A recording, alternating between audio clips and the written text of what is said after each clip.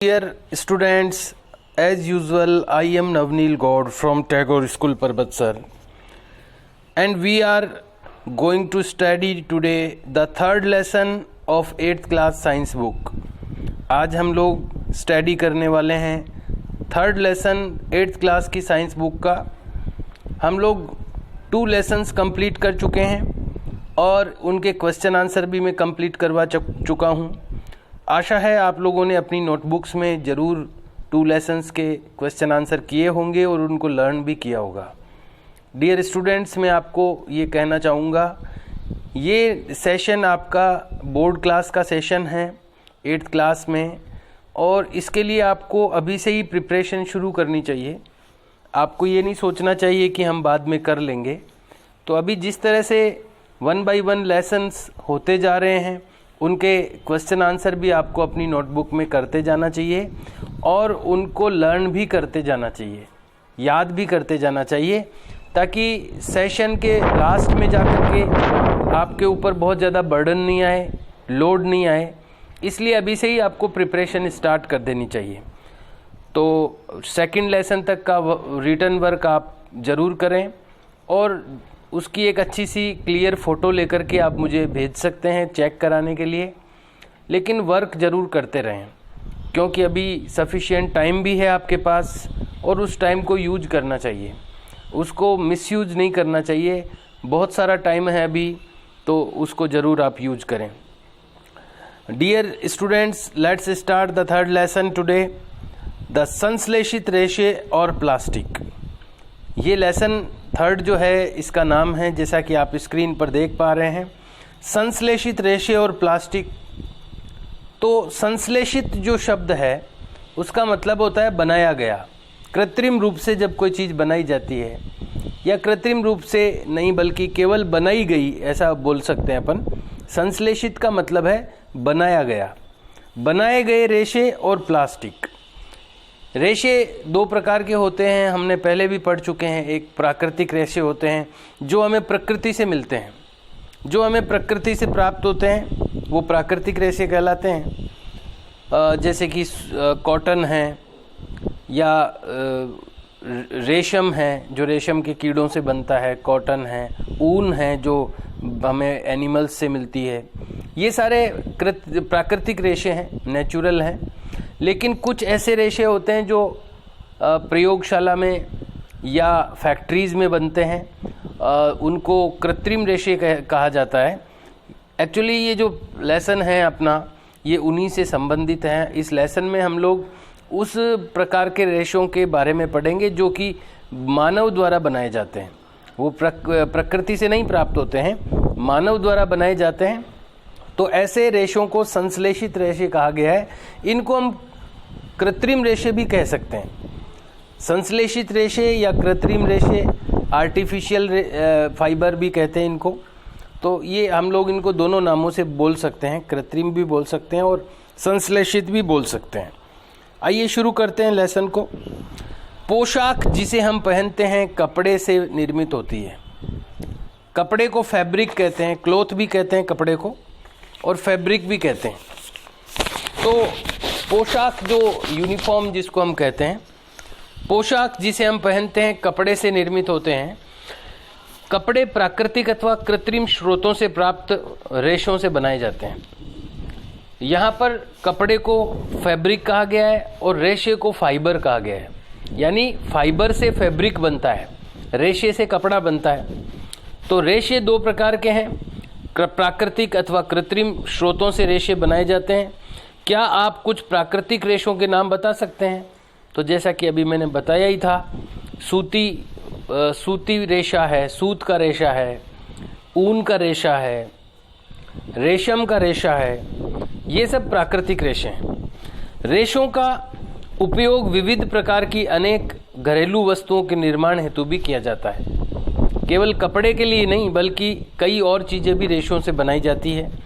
रेशों से निर्मित कुछ सामान्य वस्तुओं की सूची बनाइए, उन्हें प्राकृतिक और कृत्रिम रेशों से निर्मित वस्तुओं में विभाजित करने का प्रयास कीजिए। सारणी 3.1 को भरिए। एक सारणी दी गई है यहाँ पर, प्राकृतिक और कृत्रिम रेशे। आप भी ये सारणी बनाइए ऊपर हेडिंग लगा करके सबसे पहले लेसन का नाम लिखिए, लेसन का नंबर लगाइए, संश्लेषित रेशे और प्लास्टिक अध्याय 3, और फिर ये एक इसका कैप्शन शीर्षक लगाते हुए सारणी 3.1 प्राकृतिक और कृत्रिम रेशे, ऐसी एक टेबल आपको बनानी चाहिए। क्रम संख्या में ये 5 कॉलम हैं तो 5 रोज हैं इसमें, तो 5 1 2 3 4 5 लगा दें आप। वस्तु का नाम, पहली वस्तु आप लिख सकते हैं प्लास्टिक की रस्सी, और इसमें रेशे का प्रकार होगा कृत्रिम, क्योंकि प्लास्टिक की जो रस्सी होती है वो कृत्रिम रेशे से बनाई जाती है। नंबर 2 पे आप लिख सकते हैं शर्ट, तो शर्ट में दोनों प्रकार के शर्ट आते हैं, प्राकृतिक रेशे के भी आते हैं और कृत्रिम रेशे के भी आते हैं, तो आपको इसमें दोनों लिखने हैं, प्राकृतिक ऑब्लिक कृत्रिम, जैसा कि ऊपर लिखा हुआ है। तीसरे रो में आप लिख सकते हैं पेंट, तो पेंट जो आता है, पेंट का जो कपड़ा आता है प्योर कृत्रिम या प्योर ये नेचुरल नहीं आता है, मिक्स में आता है मोस्टली, तो आप इसमें लिखिए दोनों, कृत्रिम और प्राकृतिक दोनों, ऐसा लिखना है। 4th में आप लिख सकते हैं 4th रो में स्कूल बैग, तो स्कूल बैग जो बनता है वो कृत्रिम रेशों से बनता है, तो इसमें आप कृत्रिम रेशा लिखना। और अंत में आप सूती वस्त्र लिख सकते हैं, तो सूती वस्त्र प्राकृतिक रेशों से बनते हैं, तो इसको आप प्राकृतिक रेशा लिख दीजिए। तो इस तरह आप ये 5 कॉलम भरना है, आपको ये टेबल बनानी है। आपने कुछ वस्तुओं को कृत्रिम चिन्हित क्यों किया? इसलिए किया क्योंकि कृत्रिम रूप से बनाए गए रेशों से ये वस्तु बनी है, जिनको हमने कृत्रिम चिन्हित किया है। आपने पिछली कक्षाओं में पढ़ा है कि प्राकृतिक रेशे जैसे कपास, ऊन, रेशम आदि पौधों अथवा जंतुओं से प्राप्त होते हैं। दूसरी ओर संश्लेषित रेशे, जिनको हम कृत्रिम रेशे भी कहते हैं, दूसरी ओर संश्लेषित रेशे मनुष्यों द्वारा बनाए जाते हैं, इसलिए ये संश्लेषित अथवा मानव निर्मित रेशे कहलाते हैं। तो ये जो जहाँ बात हो रही है संश्लेषित रेशों की, तो इनको मानव निर्मित रेशे भी कह सकते हैं, इनको संश्लेषित रेशे भी कह सकते हैं, इनको कृत्रिम रेशे भी कह सकते हैं, तीनों ही नाम इसके हो सकते हैं। यहाँ पर पॉइंट अब आ रहा है, पॉइंट है 3.1, संश्लेषित रेशे क्या है? धागे से जुड़े मनकों के हार में पाई जाने वाली एक रूप बनावट को स्मरण करने का प्रयास कीजिए। आपने माला देखी होगी जिसमें मनके होते हैं, तो उस माला को आप स्मरण कीजिए, याद कीजिए। चित्र 3.A अथवा चित्र 3.1B देखिए, इसमें A में भी एक माला दी गई है, B में भी एक माला दी गई है। उसके चित्र 3.1A अथवा चित्र 3.1B के समान कुछ कागज क्लिपों को जोड़कर एक लंबी श्रृंखला बनाने का प्रयास कीजिए। क्या दोनों में कोई समानता है? देखो, चित्र 3.1A में तो है ना मनके डाल के बनाई हुई माला है, B में ये जो कागज के ऊपर अपन क्लिप लगाते हैं उनसे बनाई हुई एक श्रृंखला है। A में मनके हैं, B में कागज क्लिप जोड़कर बनाई गई लंबी श्रृंखलाएं हैं। एक संश्लेषित रेशा भी छोटी इकाइयों को जोड़कर बनाई गई एक श्रृंखला है। तो ये बात महत्वपूर्ण है यहाँ पर ध्यान में करना कि संश्लेषित रेशा कैसे बनता है, यानी कृत्रिम रेशे की बात जो अपन कर रहे हैं, तो वो कैसे बनता है?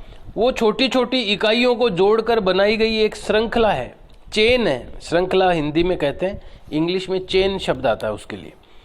तो छोटी छोटी इकाइयाँ, जैसे कि माला के जो मनके होते हैं, जैसे माला में फूल होते हैं, मनके होते हैं, वो एक एक इकाई है एक तरह से।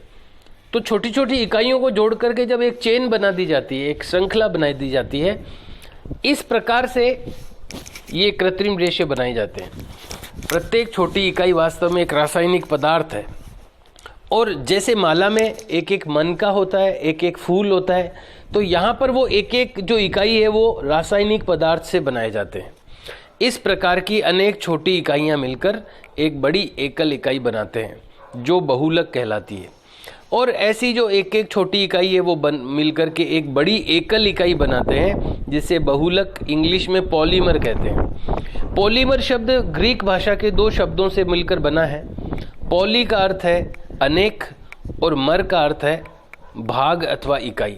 यानी अनेक इकाइयों से बनी हुई जब कोई चीज़ होती है उसको पॉलीमर कहते हैं, हिंदी में इसको बहुलक कहते हैं। तो पॉलीमर ग्रीक भाषा का शब्द है, पॉली और मर, पॉली यानी अनेक और मर यानी इकाई। अनेक इकाइयों से बनी हुई जो श्रृंखला होती है उसको पॉलीमर कहते हैं। तो ये जो कृत्रिम रेशे हैं या संश्लेषित रेशे हैं, इनकी संरचना की बात अगर अपन करें तो ये इस प्रकार की संरचना वाले होते हैं कि इसमें छोटी छोटी इकाइयों की श्रृंखला होती है, और वो जो छोटी इकाई है वो क्या है, वो रासायनिक पदार्थ से बनाई जाती है। छोटी छोटी इकाइयाँ मिलकर के एक बड़ी एकल इकाई बनाते हैं जिसको पॉलीमर कहते हैं। तो यहाँ पर ये बात भी आई है कि पॉलीमर किसे कहते हैं। तो पॉलीमर किसे कहते हैं, अगर प्रश्न पूछा जाता है तो उसका उत्तर आप यही लिखेंगे कि छोटी छोटी इकाइयों से मिलकर एक बड़ी एकल इकाई बनती है जिसे पॉलीमर कहते हैं। और एक इकाई जो इसकी इकाइयाँ होती है, पॉलीमर की जो एकल छोटी छोटी इकाइयाँ हैं वो रासायनिक पदार्थों से बनी होती है। पॉलीमर शब्द दो शब्दों से मिलकर बना है, पॉली और मर, ये ग्रीक भाषा के शब्द हैं। तो पॉलीमर के बारे में यहाँ पर बताया गया है। एक बॉक्स यहाँ पर दिया है, बहुलक प्रकृति में भी पाए जाते हैं। उदाहरण के लिए कपास एक बहुलक है जो सेलुलोज कहलाता है। सेलुलोज बड़ी संख्या में ग्लूकोज इकाइयों द्वारा निर्मित होता है। भाई जैसे बहुलक केवल कृत्रिम में नहीं है, देखो ये बात खास है यहाँ पर ध्यान देने लायक कि बहुलक, अभी हम लोग कृत्रिम रेशों के बारे में पढ़ रहे थे तो हमने पढ़ा कि वो बहुलक से बनते हैं, चेन से बनते हैं, एकल इकाई की चेन बनती है और उससे बहुलक बनते हैं और उससे कृत्रिम रेशे बनते हैं। लेकिन यहाँ पर एक बात खास बताई गई है कि केवल कृत्रिम रेशों में ही बहुलक नहीं पाए जाते, बहुलक प्राकृतिक रेशों में भी पाए जाते हैं। और इसका उदाहरण दिया है कपास। कपास प्राकृतिक रेशा है, हम लोग जानते हैं कपास पौधे से उगता है, रुई जिसको अपन कहते हैं। लेकिन इसमें भी जो बहुलक है जिससे कपास का रेशा बनता है वो सेलुलोज कहलाता है। और सेलुलोज एक तरह का बहुलक है। अब सेलुलोज किन छोटी छोटी इकाइयों से मिलकर बनता है, तो वो ग्लूकोज की इकाइयों से मिलकर बनता है। तो ये यहाँ पर ध्यान रखने वाली बात हो गई कि जो बहुलक है या पॉलीमर है, ये केवल कृत्रिम जो रेशे हैं उनमें ही नहीं पाई जाता है, बल्कि प्राकृतिक रेशों में भी बहुलक पाए जाते हैं। और उसका उदाहरण ये अपना कॉटन है, यानी कि सूत, ये जो कपास है। और इसमें फिर उदाहरण जब दिया जाएगा तो उसमें ये भी बताना पड़ेगा कि ये इसमें बहुलक कौन है। तो कपास में बहुलक है सेलुलोज, और सेलुलोज फिर बात आती है कि बहुलक तो छोटी छोटी इकाइयों से मिलकर बनता है, तो सेलुलोज कौन सी इकाइयों से मिलकर बनता है, तो सेलुलोज बनता है ग्लूकोज की छोटी छोटी इकाइयों से मिलकर। तो ये बातें कुछ हमने पढ़ी है। अब है संश्लेषित रेशों के प्रकार। अभी ये जो लेसन अपन पढ़ रहे हैं ये संश्लेषित रेशों के बारे में है, जैसा कि लेसन का नाम भी था। इस लेसन में हम लोग संश्लेषित रेशे और प्लास्टिक के बारे में पढ़ेंगे। तो एक कुछ बातें हमने पढ़ी है, संश्लेषित रेशे कैसे बनते हैं, पॉलीमर से बनते हैं, बहुलक से बनते हैं, उनकी संरचना कैसी होती है। अब हम कुछ रेशों के प्रकार पढ़ेंगे कि किस किस प्रकार के रेशे बनाए जाते हैं कृत्रिम रूप से, जो कि मानव निर्मित होते हैं। तो इसमें कुछ रेशों के बारे में हम लोग पढ़ेंगे। एक रेशा है, एक फाइबर है, जिसको रेशे को फाइबर कहते हैं इंग्लिश में। तो एक फाइबर का नाम है रेयोन। बहुत सारे नाम के रेशे आते हैं जो कि कृत्रिम है, जो मानव निर्मित है, संश्लेषित हैं। तो यहाँ पर पहला जो रेशा है जो कि मानव निर्मित है, संश्लेषित रेशा कहलाता है, जिसको आर्टिफिशियल कहते हैं इंग्लिश में, सिंथेटिक भी कहते हैं इसको। रेयोन, आपने कक्षा 7 में पढ़ा है कि रेशम जो है वो कीट से प्राप्त किया जाता है। इसकी खोज चीन में हुई थी और इसे लंबे समय तक कड़ी सुरक्षा में गोपनीय रखा गया। रेशे से प्राप्त कपड़ा बहुत महंगा होता है, परंतु इसकी बुनावट, सुंदर बुनावट, टेक्सचर ने इसके प्रत्येक व्यक्ति को मोह लिया। रेशम का जो फाइबर है वो कीड़ों से बनता है। रेशम के कीड़े होते हैं, रेशम के कीड़ों को पाला जाता है, उनका पालन किया जाता है, और रेशम के कीड़े फिर एक अपने चारों ओर एक आवरण बना लेते हैं जिसको कोकून कहते हैं। और कोकून को फिर गर्म पानी में उबाल करके और उसको फिर रेशा बनाया जाता है। तो वो थोड़ा महंगा रेशा है क्योंकि वो इजीली नहीं बनता, उससे प्रोसेसिंग होती है उसकी और प्रकृति से प्राप्त है वो, तो इसलिए वो महंगा होता है। लेकिन रेशम से बनी हुई चीज़ें बड़ी सुंदर लगती है। रेशम से बनी साड़ी है, रेशम से बना कपड़ा है, बहुत आकर्षक होता है। तो इसकी जो बुनावट है रेशम की, वो प्रत्येक व्यक्ति को मोह लेती है। रेशम को कृत्रिम रूप से बनाने के प्रयास किए गए। अब प्राकृतिक रेशम तो महंगा है लेकिन सुंदर लगता है, इसलिए वैज्ञानिकों ने या मानव ने सोचा कि क्या कृत्रिम रूप से भी रेशम के जैसा धागा बनाया जा सकता है। तो कृत्रिम रूप से इसको बनाने के प्रयास किए गए। 19वीं शताब्दी के अंतिम छोर पर वैज्ञानिकों को रेशम के समान गुणों वाले रेशे प्राप्त करने में सहायता प्राप्त हुई। 19वीं शताब्दी के अंतिम छोर पर इस प्रकार का रेशा काष्ठ लुगदी यानी लकड़ी की लुगदी के रासायनिक उपचार से प्राप्त किया गया। यह रेशा रेयोन अथवा कृत्रिम रेशम कहलाया। यानी रेयोन का जो रेशा है वो कृत्रिम रेशम कहलाता है, यानी रेशम के जैसा होता है। ये रेशा रेशम नहीं है, रेशम तो प्राकृतिक होता है, कीड़ों से बनता है, लेकिन रेशम के जैसा रेशा वैज्ञानिकों ने कृत्रिम रूप से बनाने में सफलता हासिल की 19वीं शताब्दी के अंत में, और इसको लकड़ी की लुगदी के रासायनिक उपचार से प्राप्त किया गया। यानी लकड़ी की लुगदी का कुछ केमिकल से मिलाया जाता है, केमिकल ट्रीटमेंट किया जाता है उसका, और उससे फिर ये रेशा निकलता है। यद्यपि रेयोन प्राकृतिक स्रोत काष्ठ लुगदी से प्राप्त किया जाता है, यह एक मानव निर्मित रेशा है। हालांकि जैसे कि बात हो रही है कि संश्लेषित या मानव निर्मित रेशे हैं वो प्राकृतिक स्रोतों से प्राप्त नहीं होते हैं, वरना तो उनको प्राकृतिक कैटेगरी में ले लिया जाएगा। लेकिन यहाँ पर ये इसका जो स्रोत है वो लकड़ी की लुगदी है। लकड़ी तो प्राकृतिक है, लेकिन बाद में इसमें केमिकल भी मिलाए जाते हैं, केमिकल ट्रीटमेंट किया जाता है, इसलिए कंप्लीटली ये पूर्ण रूप से प्राकृतिक नहीं है ये जो रेयोन है। इसीलिए इसको संश्लेषित रेशों की श्रेणी में डाला गया है, क्योंकि हालांकि ये लकड़ी की लुगदी से बनता है लेकिन इसके साथ में कुछ केमिकल भी मिलाए जाते हैं, तो इसलिए इसको इसमें कृत्रिम श्रेणी में रखा गया है। यद्यपि रेयोन प्राकृतिक स्रोत काष्ठ लुगदी से प्राप्त किया जाता है, यह एक मानव निर्मित रेशा है। यह रेशम से सस्ता होता है, परंतु इसे रेशों के समान बुना जा सकता है। इसे रंगों की कई किस्मों में रंगा जा सकता है। रेयोन को कपास के साथ मिलाकर बिस्तर की चादरें बनाते हैं, अथवा ऊन के साथ मिलाकर कालीन अथवा गलीचा बनाते हैं। तो आप देखते होंगे गलीचे आते हैं। रेशम का जो धागा होता है बड़ा चमकदार होता है, उसमें चमक होती है। तो रेशम के कई बार आपने देखा होगा गलीचे होते हैं, बड़े चमकदार होते हैं। कई बार बेड शीट्स होती है वो बड़ी चमकदार होती है, तो हम लोगों को लगता है कि ये रेशम होगा, लेकिन एक्चुअली वो रेशम नहीं होता, वो रेयोन होता है। प्योर रेशम तो काफ़ी महंगा आता है। तो रेशम के जैसा का जैसा रेयोन धागा है जो कि मानव निर्मित है।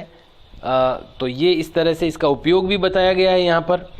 एक तो इसकी खासियत भी बताई गई है कि एक तो ये सस्ता होता है, रेशम से लगता रेशम की तरह है, उसकी तरह बुना जा सकता है, लेकिन ये उससे सस्ता होता है, और इसको कई रंगों में रंगा जा सकता है। देखो प्राकृतिक जो कृत्रिम जो धागे होते हैं उनको रंगना हालांकि कठिन होता है, उनकी डाइंग कठिन होती है, लेकिन इसको कई रंगों में रंगा जा सकता है। और इसका उपयोग क्या है, इसको कपास के साथ मिलाकर बिस्तर की चादरें बनाते हैं और ऊन के साथ मिलाकर गलीचे या कालीन बनाते हैं। तो एक रेशे के बारे में हमने पढ़ा है जिसका नाम है रेयोन, जिसको कृत्रिम रेशम भी कहा जाता है, और ये लकड़ी की लुगदी यानी काष्ठ लुगदी के रासायनिक उपचार से इसको प्राप्त किया जाता है, और इसकी कुछ खासियतें भी है वो भी हमने पढ़ी रेयोन के बारे में। दूसरा एक रेशा है जिसका नाम आपने ज़रूर सुना होगा, नाइलॉन। नाइलॉन का जो रेशा है वो बड़ा पॉपुलर है, बहुत सारी चीज़ें इससे बनती है। तो नाइलॉन भी एक अन्य मानव निर्मित रेशा है। इसे 1931 में बिना किसी प्राकृतिक कच्चे माल, पौधे या जंतु से प्राप्त का उपयोग करके बनाया गया। यानी ये अभी जैसे हमने पढ़ा रेयोन में तो इसकी लकड़ी की लुगदी काम आती है जो कि प्राकृतिक है, लेकिन ये जो नाइलॉन का रेशा है ये प्योर सिंथेटिक है, यानी पूर्ण रूप से कृत्रिम है। इसमें किसी भी प्राकृतिक कच्चे माल का उपयोग नहीं किया जाता है। जैसे कि रेयोन में तो प्राकृतिक कच्चा माल था, लकड़ी की लुगदी, लेकिन यहाँ पर प्योरली ये सिंथेटिक है, पूर्ण रूप से कृत्रिम है ये। 1931 में बिना किसी प्राकृतिक कच्चे माल, यानी प्राकृतिक किसको बोलते हैं, या तो पौधों से मिलता है या जंतु से मिलता है, वही प्राकृतिक होता है। तो बिना किसी प्राकृतिक कच्चे माल के उपयोग के इसको बनाया गया नायलॉन को 1931 में। इसका निर्माण कोयले, जल और वायु से किया गया। ये प्रथम पूर्ण रूप से संश्लेषित रेशा था। तो ये भी एक प्रश्न खड़ा होता है कि प्रथम पूर्ण रूप से संश्लेषित रेशा कौन सा था, तो ये 1931 में। लेकिन इससे पहले रेयोन हमने पढ़ा है, लेकिन वो पूर्ण रूप से संश्लेषित नहीं है, उसमें कुछ प्राकृतिक भी एडिशनल है, यानी उसमें प्राकृतिक लकड़ी की लुगदी काम आ रही है, इसलिए पूर्ण रूप से संश्लेषित नहीं कह सकते उनको।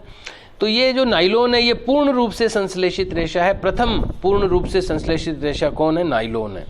1931 में ये बनाया गया। नायलॉन रेशा प्रबल, बहुत पावरफुल होता है, एक तरह की प्लास्टिक ही है ये, तो बहुत ही प्रबल यानी बहुत ताकतवर, प्रत्यास्थ यानी इसको मोड़ा जा सकता है, और हल्का लाइट वेट होता है। यह चमकीला और धुलने में सुगम था, चमक होती है इसमें और इजीली ये धुल जाता है। अतः यह कपड़ों के निर्माण के लिए बहुत प्रचलित हुआ। नायलॉन के कपड़े आते हैं जो बड़े चमकदार दिखते हैं, धुलते भी आसानी से हैं। क्या नायलॉन रेशा वास्तव में इतना प्रबल है कि हम इससे नायलॉन पैराशूट और चट्टानों पर चढ़ने हेतु रस्से बना सकते हैं? तो हम नायलॉन से निर्मित कई वस्तुओं को उपयोग में लाते हैं, जैसे जुराब, हमारी जुराब जो होती है स्कूल की वो नायलॉन से बनती है, रस्से बनते हैं, तंबू बनते हैं। यानी कितना ताकतवर रेशा है ये कि तंबू यानी कि फटते नहीं है वो बड़ी तेज हवा में भी, रस्से टूटते नहीं है इससे बने हुए, इसीलिए उसको पैराशूट में लगाते हैं। रस्सा टूटते तो व्यक्ति नीचे गिर जाएगा। तो ये इतना ताकतवर माना जाता है इस रेशे को, नायलॉन को, कि इससे बड़ी मजबूत वाली चीज़ें बनाई जाती है। हम नायलॉन से निर्मित कई वस्तुओं को उपयोग में लाते हैं, जैसे जुराब है, रस्से हैं, तंबू है, दांत साफ करने का ब्रश है, कारों की सीट के पट्टे हैं, जो सीट बेल्ट जिनको कहते हैं, वो सीट बेल्ट, अब दुर्घटना में सीट बेल्ट ही बचाते हैं आदमी को, तो वो इतने ताकतवर होते हैं कि वो टूटते नहीं हैं, तो वो नायलॉन से बने होते हैं। स्लीपिंग बैग है, जहाँ ठंड बहुत पड़ती है, बर्फ़ जमी रहती है, तो वहाँ पर बैग में घुस के सोना पड़ता है, तो वहाँ पर स्लीपिंग बैग जो बनते हैं वो भी नायलॉन से बनते हैं, पर्दे आदि बनते हैं। तो ये देखिए इसमें खासियत क्या है नायलॉन की, कि ये बहुत ही प्रबल है, प्रत्यास्थ है और धुलने में आसान है, हल्का है। प्रबल, प्रत्यास्थ और हल्का। अब ये प्रबल है यानी ताकतवर है, इसका मतलब ये नहीं है कि ये बहुत भारी है, ये हल्का भी है। प्रत्यास्थ यानी इसको लचीला भी है और प्रबल भी है। तो इसके उपयोग भी हमें बताए गए हैं। देखिए कुछ चित्र भी दिए गए हैं, मोजे का चित्र है, रस्सी का चित्र है, अपने जो टूथब्रश होता है उसके ब्रिशल्स हैं वो है, इसके साथ में पर्दे का चित्र दिया हुआ है। नायलॉन से निर्मित विभिन्न वस्तुएं। क्या नायलॉन के रेशे सचमुच इतने मजबूत होते हैं कि हम उससे पैराशूट और चट्टानों पर चढ़ने की रस्सी का निर्माण कर सकते हैं? बिल्कुल, तभी हम करते हैं। ये नायलॉन का रस्सा, जो नायलॉन का जो रेशा है, फाइबर है, वो बड़ा प्रबल होता है, ताकतवर होता है, इसीलिए इससे पैराशूट के रस्से और चट्टानों पर चढ़ने की रस्सी ये काम में बनाई जाती है। क्योंकि अगर ये कमज़ोर होगी तो चट्टान पे चढ़ते चढ़ते, पहाड़ पे चढ़ते चढ़ते टूट गई तो नीचे गिर जाएगा आदमी। पैराशूट में जब ऊपर से कूदता है आदमी हवाई जहाज से, तो पैराशूट में रस्से लगे होते हैं, अगर एक भी रस्सा टूट गया तो नीचे आके गिरेगा वो। तो ये तो बहुत प्रबल होना अति आवश्यक है। तो ये इतना प्रबल होता है नायलॉन का जो फाइबर है, रेशा है, इसीलिए इससे ये चीज़ें बनाई जाती हैं।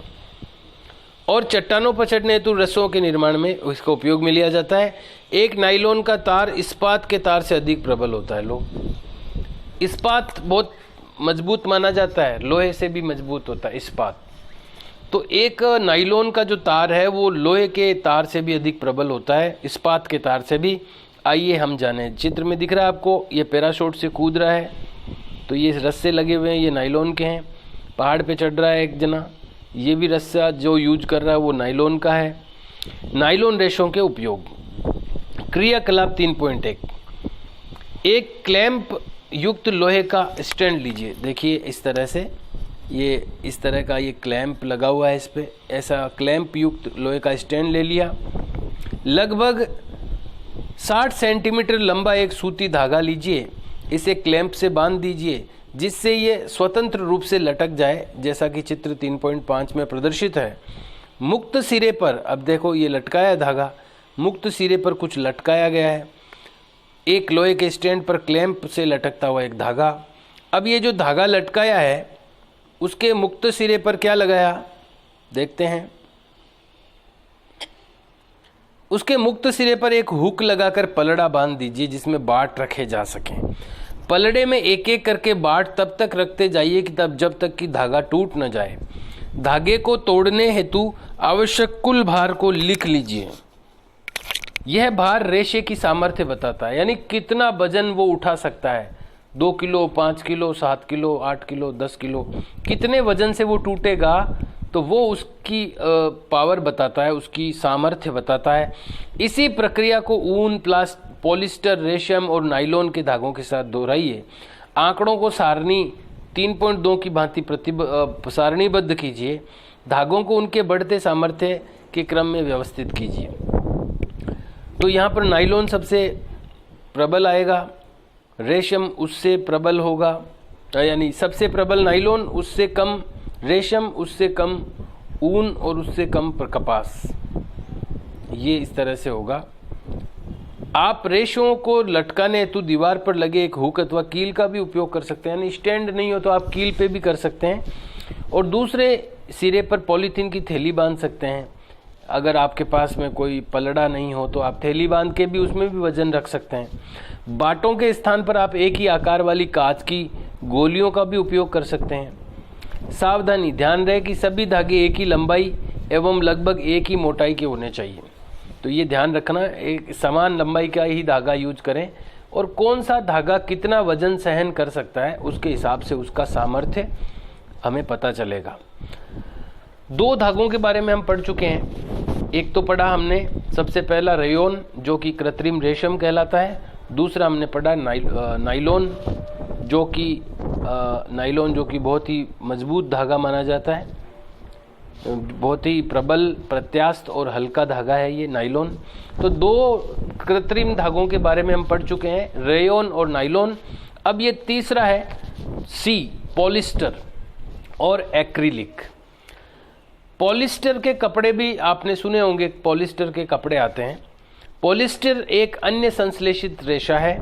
इस रेशे से बने कपड़े में आसानी से सलवटें नहीं पड़ती।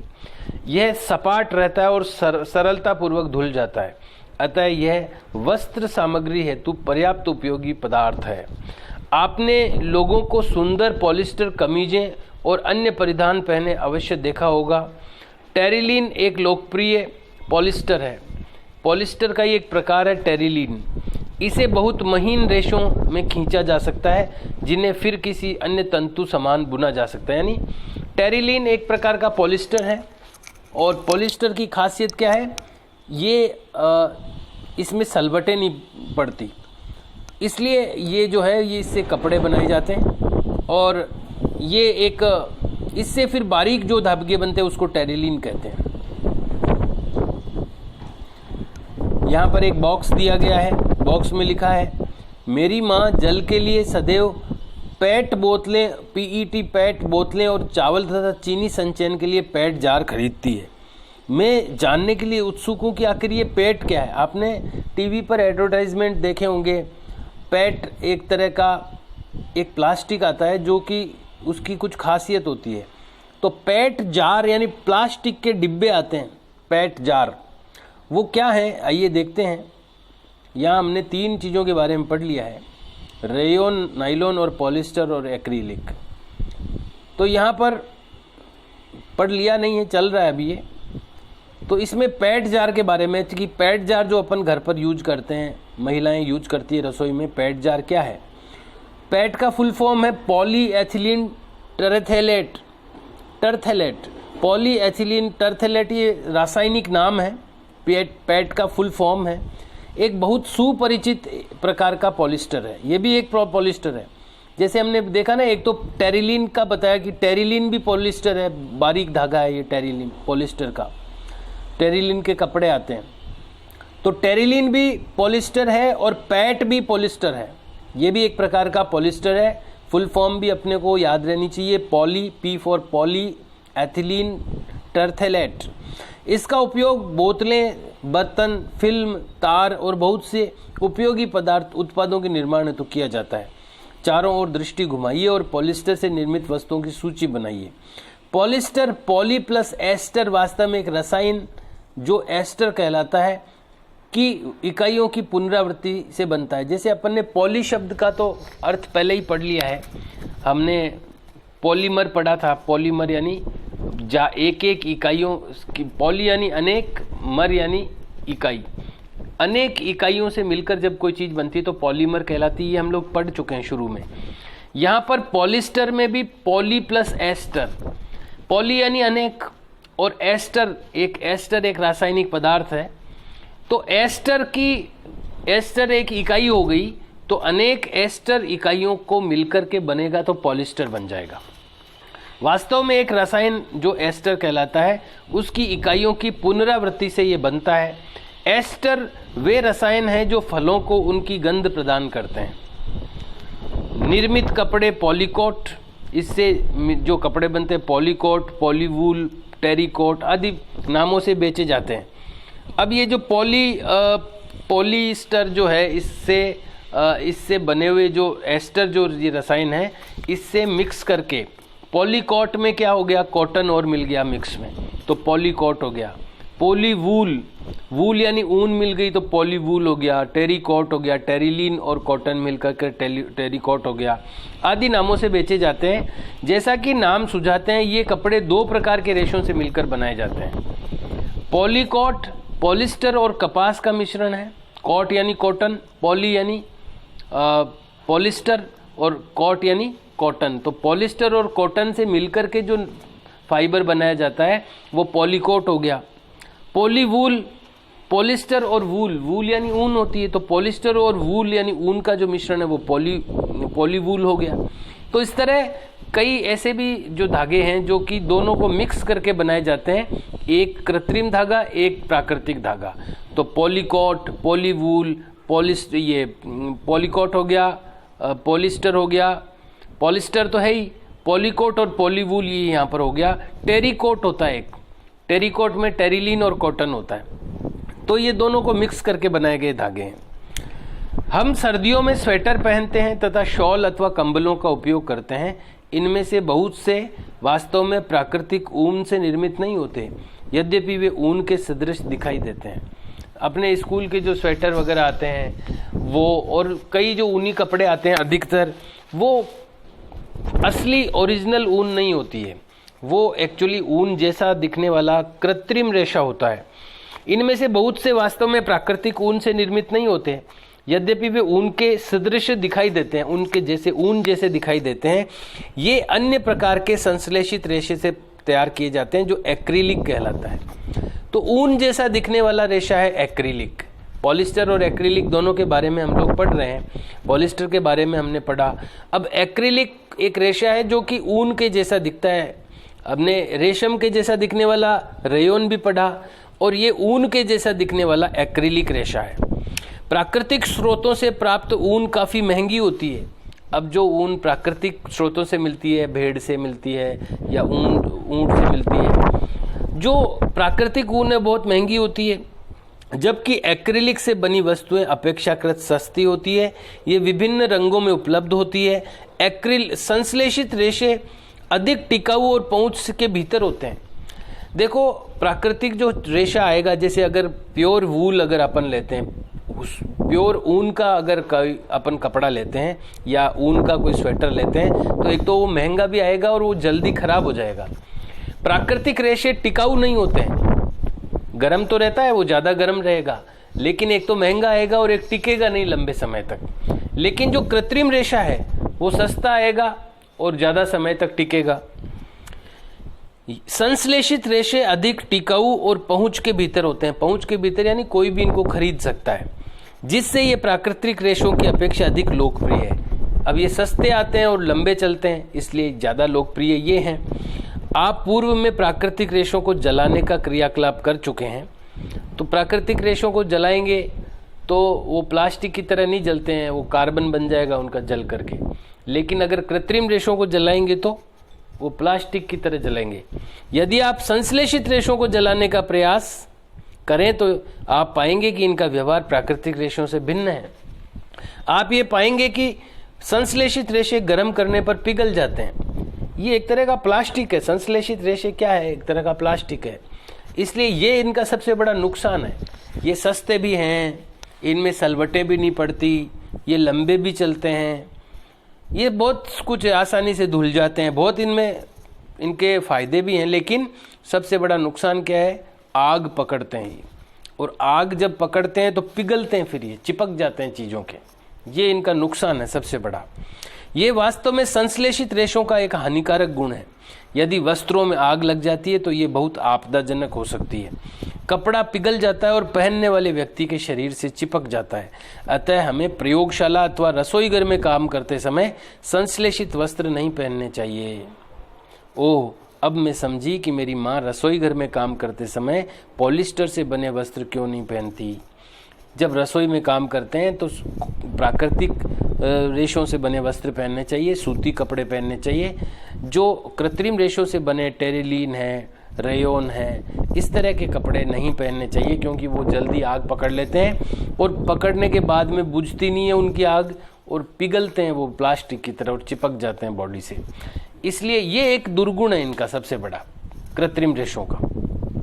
सभी संश्लेषित रेशे पेट्रोलियम मूल के कच्चे माल जो पेट्रो रसायन कहलाते हैं से विविध उपक्रमों द्वारा तैयार किए जाते हैं।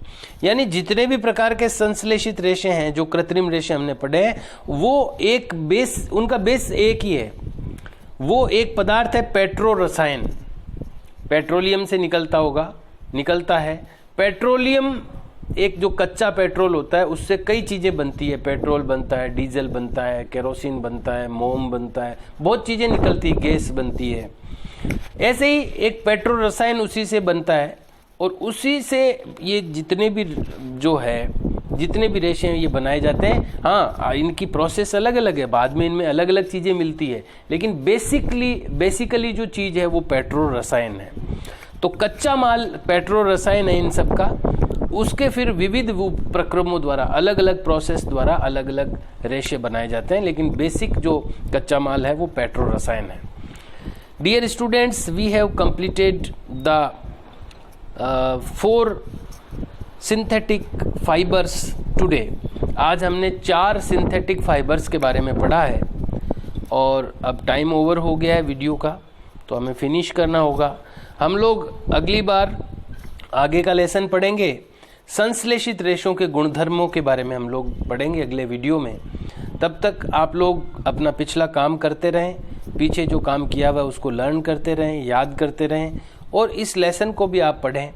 ये बुक जो है वो आप डाउनलोड कर सकते हैं ऑनलाइन लिंक से, वो मैंने पहले ही ग्रुप में दे दिया था। बाकी तीनों लैंग्वेज की बुक्स अवेलेबल है शॉप पर, हिंदी, इंग्लिश, संस्कृत की।